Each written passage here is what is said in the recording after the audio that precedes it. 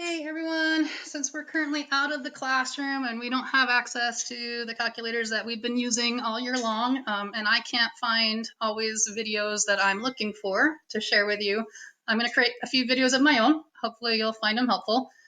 Today I'm going to show you just how we can use graphing to solve, since I know some of you guys really like to use NSolve and we don't have that ability right now.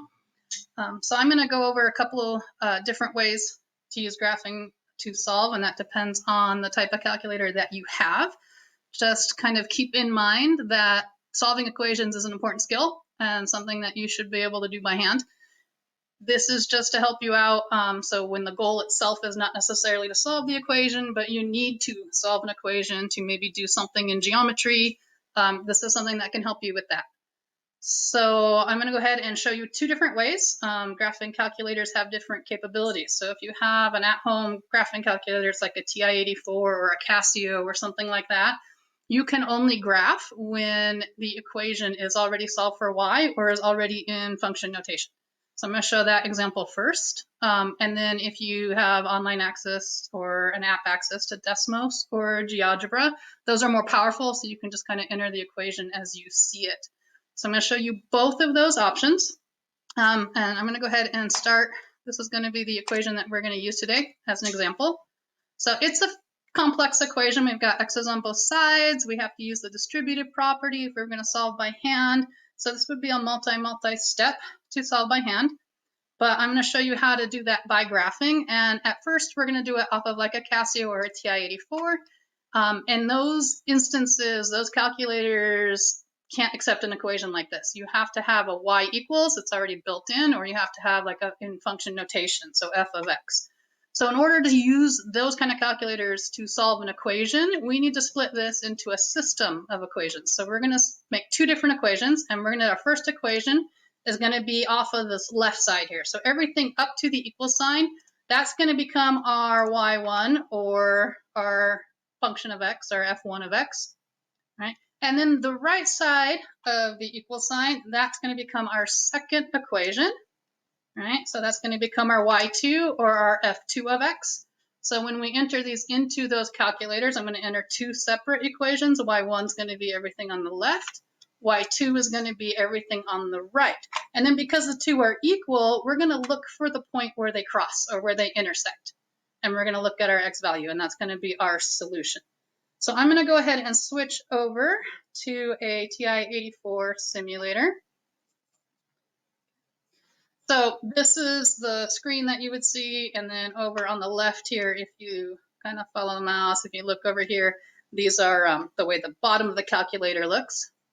So I'm going to go ahead and I'm going to hit this y equals, so I can enter my equation. So again, y1 is going to be everything that was on the left. So that was 2, and then parentheses 3, and then we do alpha x plus 1, and then close parentheses, and then plus 46.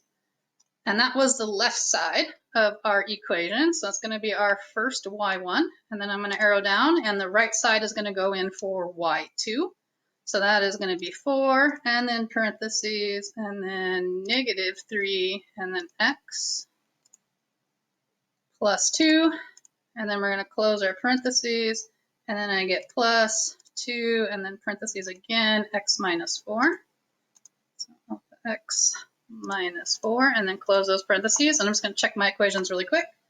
So 2 times 3x plus 1 plus 46, 4 times negative 3x plus 2 plus 2 times x minus 4. So that looks good. I'm going to go ahead and hit the graph button. Give it a second to graph, and I can see them, but I can't see the point where they're going to cross. So I'm going to need to zoom out. So I'm going to come over here, and I'm going to hit the zoom, and I want to zoom out, which is choice 3, and I'm just going to hit enter. I can see where they cross now, so as long as I can see where they cross, I can figure out what that intersection is. And in order to figure out where this intersecting point is, what I'm going to do is I'm going to go, if you look, the second function above the trace button says calculate. So I'm going to say second and then calculate. And I want to know the intersection. That's choice 5. So I'm going to hit 5. And notice down here it says very first, do I want the first curve? Well, these are straight lines. We don't have a curve, so I don't want anything to do with the curve. So I'm just going to hit enter. Second curve, again, I'm going to hit enter. Third, it comes up and says guess. That doesn't mean anything to me, so I'm going to hit enter. Finally, I get to where it says intersection. And so it's giving me that intersection point where x equals -3 and y equals 30. So what that means is at -3, 30, right? X equals -3, which means that's my solution to that equation. X equals -3. That 30, what that means is if I was to plug in -3 for x, each side of the equal sign would evaluate to the number 30. So it's kind of what we call a check number. So my solution is x equals -3. So that's how we would do this on something like a Casio or a TI-84. If you have access to internet, go back to our screen here. There are even more powerful online graphing calculators. So one of them is Desmos at www.desmos.com. Another one is GeoGebra. It's kind of like geometry and algebra mashed together. Please note that its website is not .com, it's .org, but you can go there.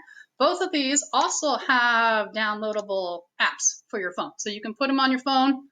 They're free and you can use them on your smartphone as well. But the nice thing about these are really powerful. We don't actually have to split the equation into two parts and look for an intersection. I'm just going to go over to Desmos really quick.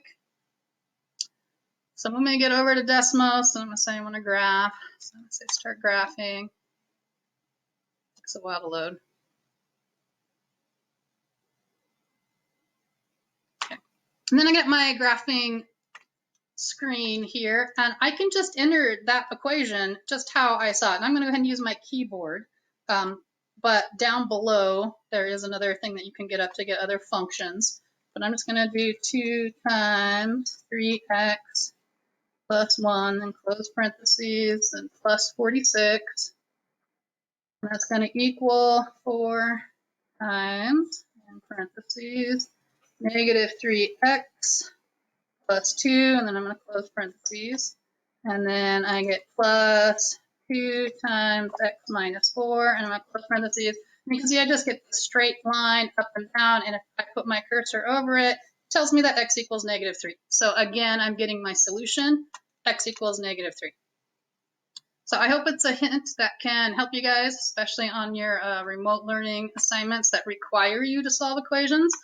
So again, I'm hoping that you still do practice solving by hand, but if you need a little bit of help in solving equations to get the other problems and the other goals accomplished, then hopefully this will help you. All right, wish you well, guys. Take care.